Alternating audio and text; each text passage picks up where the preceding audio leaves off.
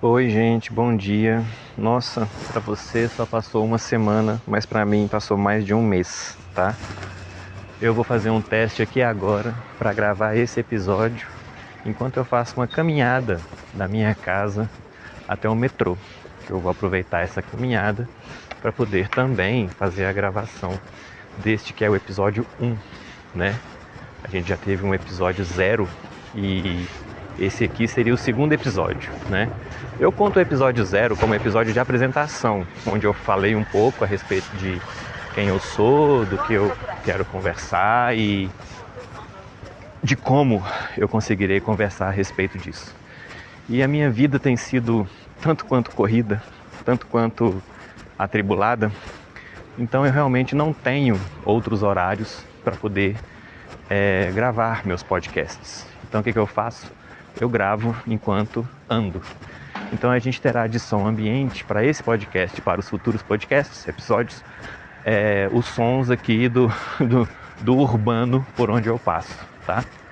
Bom, esse é um podcast sobre RPG, né? E eu tô falando de roleplay game, que são os jogos de interpretação de personagens. Roleplay é interpretar, né? É brincar de interagir, vamos dizer assim. Interagir ficcionalmente, né? E o game é um jogo, né? Uma brincadeira, um jogo, um passatempo, uma diversão. Então esse podcast conversará fundamentalmente a respeito de roleplay games. Então é fundamental a gente dizer o que são esses roleplay games, né? São esses jogos, nesse sentido, são brincadeiras, são passatempos, né? Então aqui não é serious business, né? Aqui não é uma coisa, por exemplo, de reeducação da postura global, que é um tratamento, se eu não me engano, fisioterapêutico, que se faz para pessoas que têm algum problema de postura. Então, aqui não tem médico, aqui não tem profissional gabaritado, aqui não tem graduação e pós-graduação no assunto, né? Aqui não tem conhecimento técnico, né? Científico a respeito das coisas, né? O que a gente tem no RPG? Enquanto hobby, enquanto passatempo, enquanto diversão? Não, o que a gente tem basicamente são pessoas mais ou menos assim feito eu, algumas mais, outras menos, que leram um pouco mais, estudaram um pouco mais, conheceram um pouco mais ou um pouco menos, né? E que se apaixonaram pelo assunto por ele ser cativante, por ser um passatempo diferente de tudo aquilo que a gente conhece ou conheceu na juventude, na infância. É o tipo de coisa que pega a gente, as coisas que a gente conhece na infância, na adolescência e que são diferentes do padrão, costumam ser as coisas que nos pegam, né? E por que o RPG, enquanto jogo, é diferente desse padrão? Porque o RPG é um jogo que te incentiva a usar a imaginação, a improvisar, não é? E a se colocar no lugar de outro, ainda que esse outro seja um outro ficcional, ainda que seja você brincando de polícia e ladrão, por exemplo, né?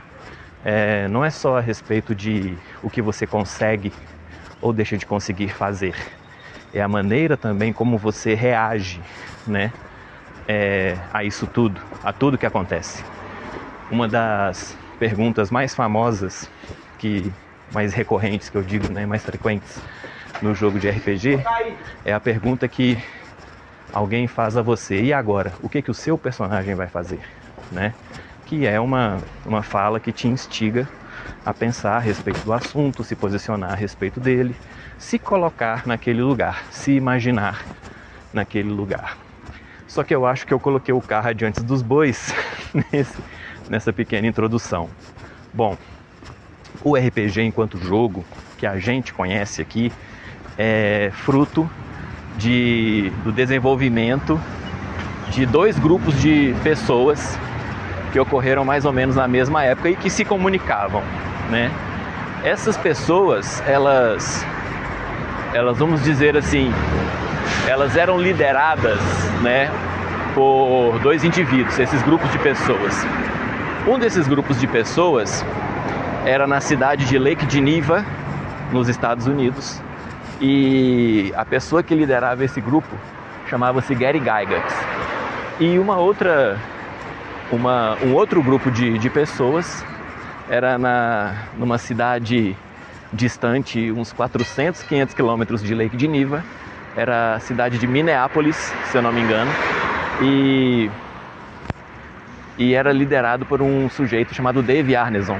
Quando eu digo liderado, eu estou falando muito mais de um grupo de pessoas que se reunia em torno de uma brincadeira, de um hobby, e que tinha nessas duas pessoas, no Dave Arneson, nesses dois indivíduos, no Dave Arneson e no Gary Gygax, as pessoas que tinham as ideias mais proeminentes na direção do que era um RPG. Então, o que acontece? Essas pessoas, a diversão delas eram jogos de batalhas, os chamados de wargames, que eram os jogos nos quais se reinterpretava, se rediscutia, se reinventava, reencenavam as batalhas históricas mais famosas, especialmente as batalhas das chamadas Guerras Napoleônicas, quando Napoleão Bonaparte vai pela Europa, né, fazendo as conquistas do que seria o seu império, né?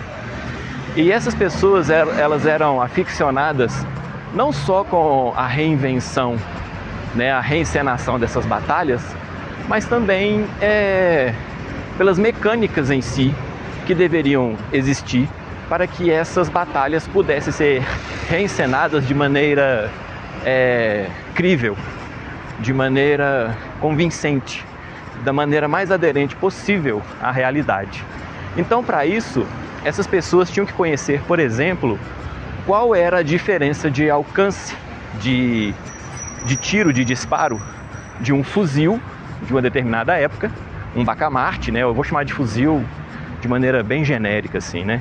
Do que seria uma arma de fogo de longo alcance, um fuzil de uma determinada época do século XVIII, do século XIX, e do que seria o alcance também de um outro modelo de fuzil que talvez estivesse sendo utilizado por um outro exército, às vezes da mesma época. Essas diferenças de fabricação interferiam diretamente no resultado da batalha.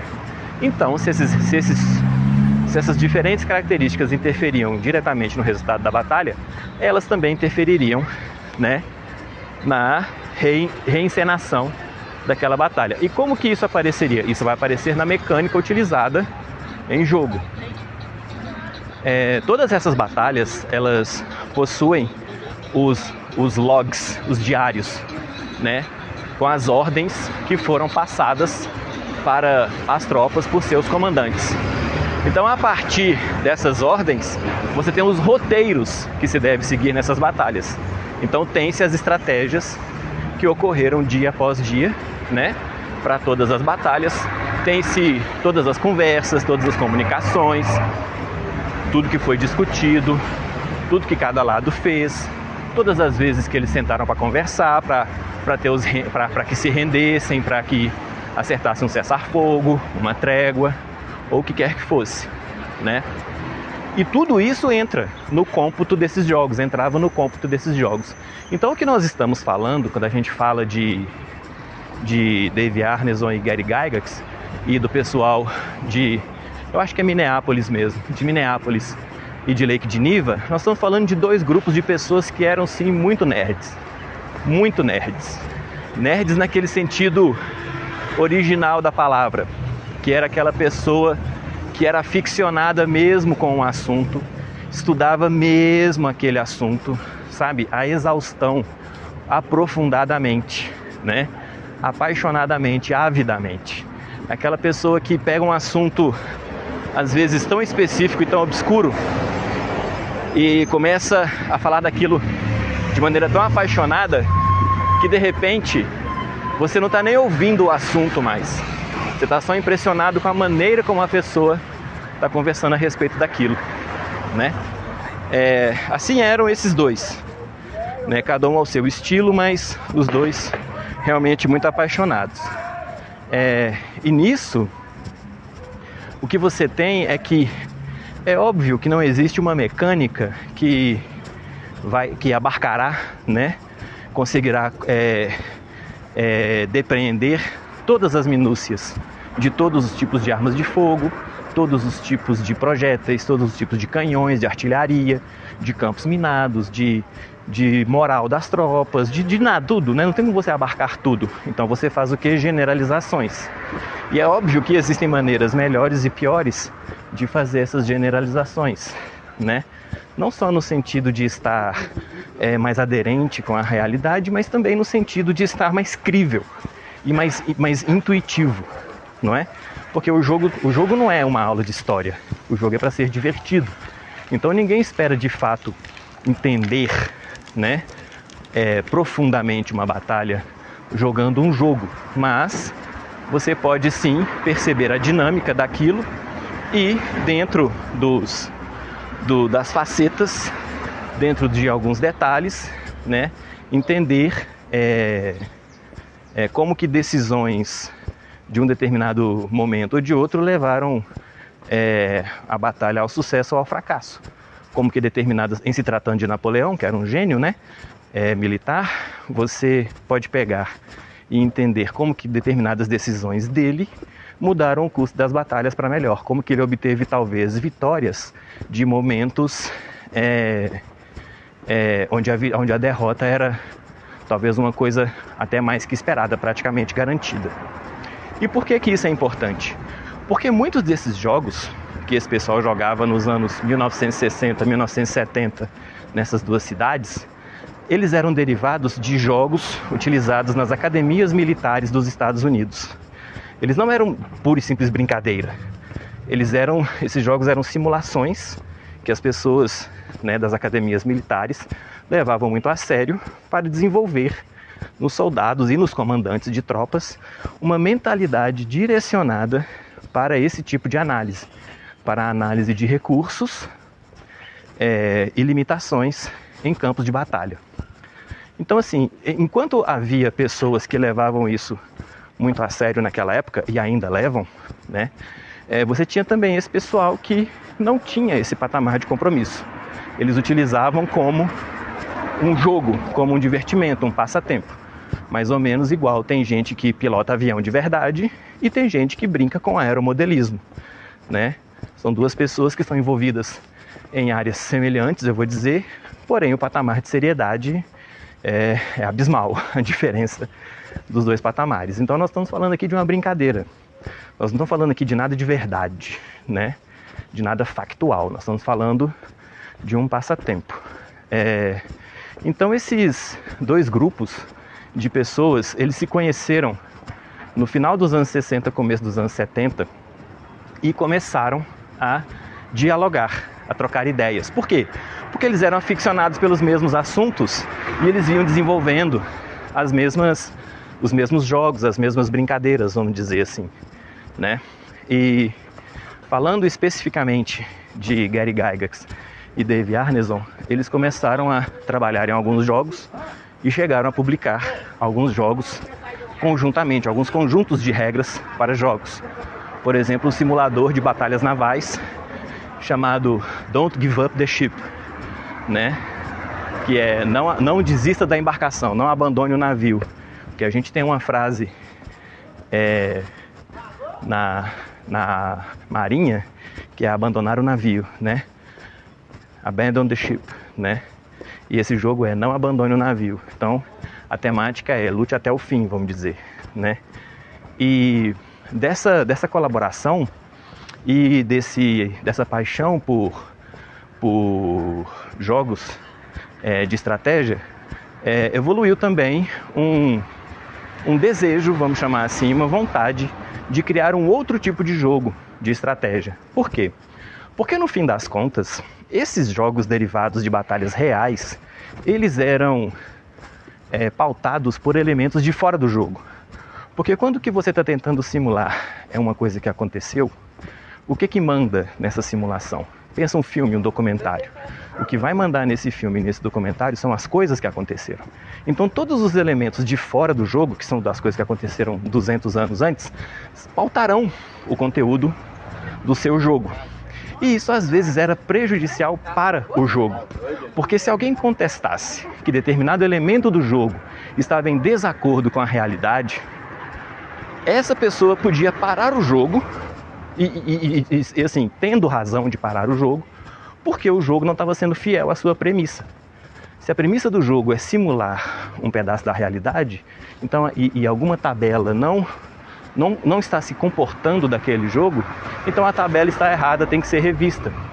Então, se determinada tabela, determinada regra, determinado gráfico, determinada equação, que quer que fosse, entendeu? Se no meio do jogo fosse constatado que ela não aderia tão bem assim àquilo que ela presumia estar aderindo, então ela tinha que ser reconsiderada, tinha que ser revista, tinha que ser retrabalhada, etc. e tal.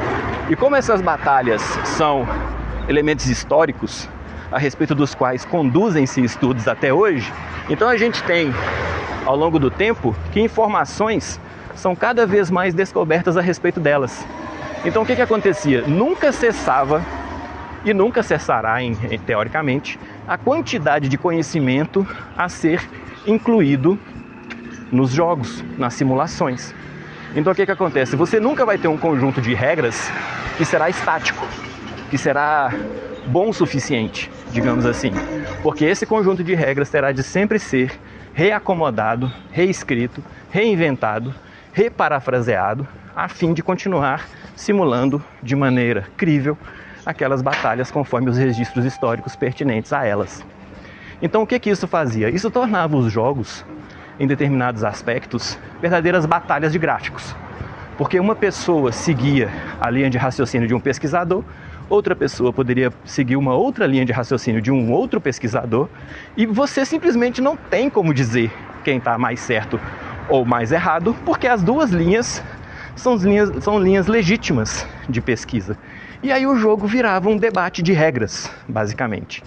Então, para se escapar disso, para evitar esse tipo de situação, Dave Arneson pensou o seguinte: e se eu elaborasse um jogo cujo mundo é de fantasia, o mundo não é um mundo real?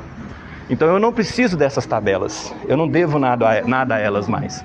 Eu posso criar um conjunto de regras, um estatuto padrão, e ele será o padrão, porque eu estou dizendo que ele é o padrão, e o mundo de jogo fictício abarca essa situação. Então eu não preciso mais lidar com as estranhezas do mundo real. Eu posso simplesmente criar um mundo de fantasia no grau de detalhe que eu quiser, e a partir desse mundo de fantasia eu elaboro o conjunto de regras que é o estabelecido, e eu não tenho nunca mais que consultar 300 tabelas diferentes. Eu vou ter uma tabela, uma regra, um padrão que será universal para todo mundo que estiver jogando em qualquer lugar daqui ou dali, qualquer que seja o idioma em que seja escrito.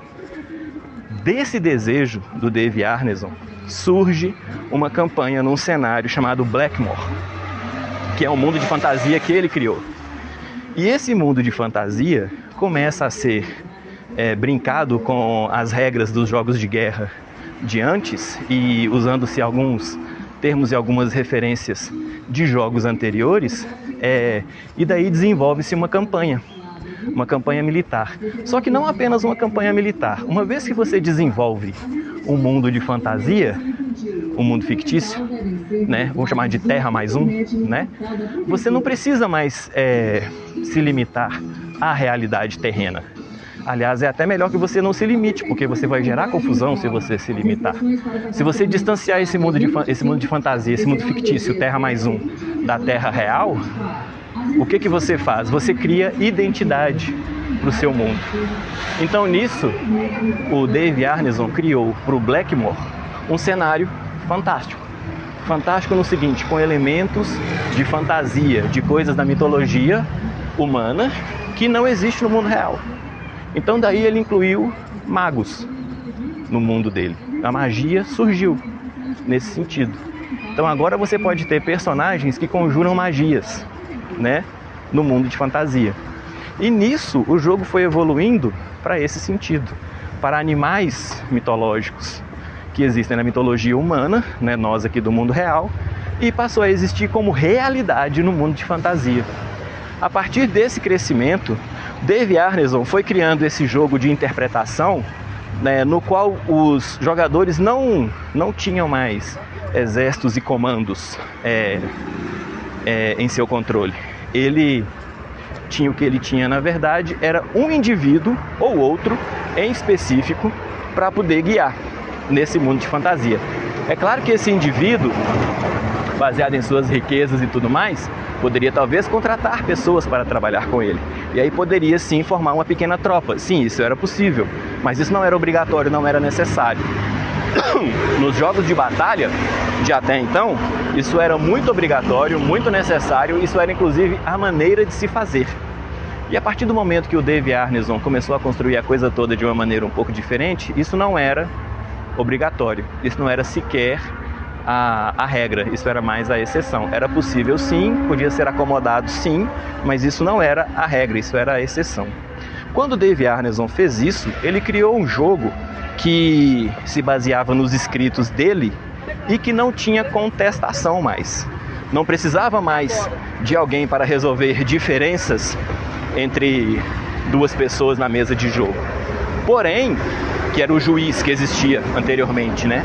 Que era inclusive tratado num jogo chamado Braunstein, antes do surgimento do RPG. E também, se eu não me engano, era também citado num jogo chamado Stratégos, ou Stratego, um jogo francês de 1800 e pouquinho, também voltado para o treinamento militar. Não.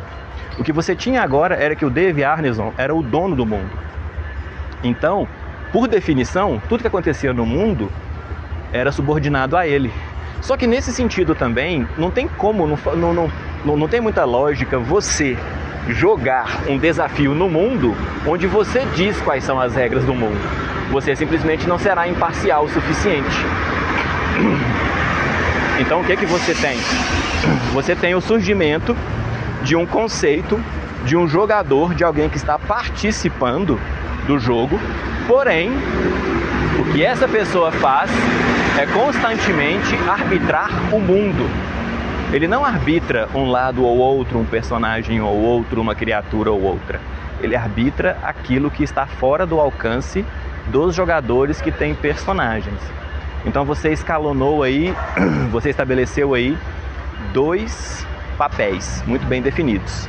O jogador que cuida do personagem e o jogador que cuida do mundo. A esse jogador que cuida do personagem, deu-se o nome simplesmente de jogador. E a esse jogador que cuida do mundo, como o mundo na época da criação do Blackmoor era basicamente um grande conjunto de masmorras, né? Você deu apenas o nome de Dungeon Master, é o mestre da masmorra, que no português aqui para nós é traduzido como mestre do jogo, né? Então você tem os jogadores e o jogo. Então você tem os jogadores interpretando seus personagens e você tem o mestre da masmorra, o Dungeon Master, que cuida do restante das coisas. Nisso você tem a criação do RPG. Só que nessa primeira época, vamos dizer, nesses primeiros 5 anos ou 6 anos, nada do que o Dave Arneson escrevia, tinha de parâmetro, estava escrito em regras, estava sistematizado. Eram coisas que ele fazia da cabeça dele. E provavelmente eram fluidas, eram provavelmente as coisas que acomodavam o que ele achava melhor naquele momento. Então não eram coisas tão sólidas, tão constantes. Às vezes essas coisas mudariam, esses parâmetros mudariam de acordo com nuances do momento.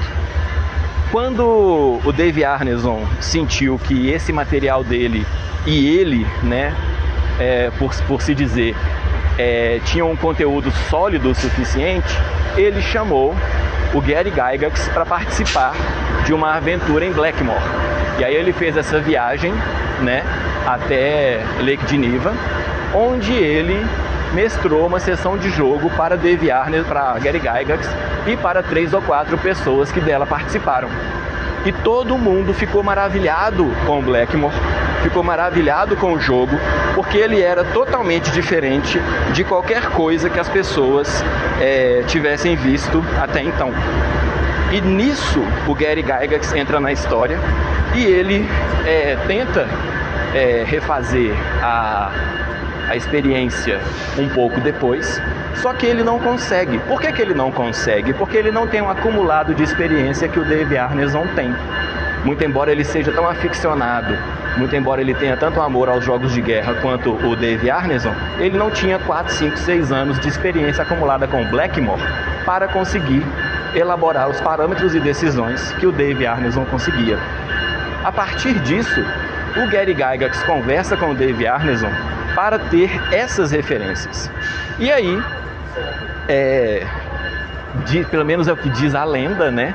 O Dave Arneson envia um pacote de alguma coisa entre 15 e 25 páginas de regras, de diretrizes, vamos dizer assim, do jogo, né, da campanha de Blackmore.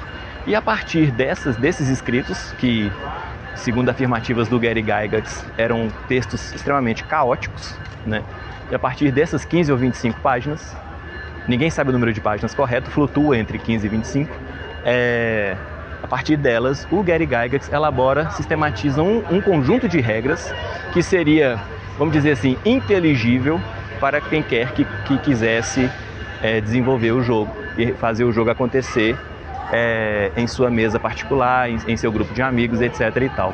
Desse escrito é que surge o primeiro sistema de RPG de todos, que é o Dungeons and Dragons, que é apelidado carinhosamente por seus entusiastas de 0E, né? Seria a 0ª edição, né? Que é um conjunto que, se não me engano, foram impressos 2.000 unidades, vendidos numa caixinha de sapato, em 1974. E é a partir disso que a gente tem o primeiro conjunto de regras de RPG como se conhece hoje em dia. Esse conjunto de regras, ele tem as suas mudanças, né? As suas evoluções, sejam elas positivas ou negativas, para melhor ou para pior. E através dos anos, esse conjunto de regras vai evoluindo, vai mudando e vai se expandindo. E vai inspirando também outros conjuntos de regras através dos tempos, né? A gente tem esse surgimento então em 74 e nós estamos agora em 2024. Então esse é o ano no qual aquele primeiro conjunto de regras está fazendo seus 50 anos. E através dessa jornada, nesse tempo todo, nós tivemos a evolução e surgimento de vários outros conjuntos de regras inspirados em outras temáticas, em outros conjuntos de dados, em outras maneiras de resolução, em outras aproximações de objetivos e entre tantos e tantos e tantos outros fatores que eu não vou conseguir falar agora porque já deu quase 28 minutos de áudio, então eu já falei o suficiente, né? Então, por enquanto, eu vou ficando por aqui. Isso foi apenas uma introdução de como surgiu o RPG e eu vejo vocês no episódio 2, no qual eu devo conversar um pouco mais sobre a origem do jogo. É isso, meus queridos. Muito obrigado, meus queridos e minhas queridas. E meus queridas também, e minhas queridas também. Sejam todos vocês ótimos e ótimas e ótimes e sigamos em frente.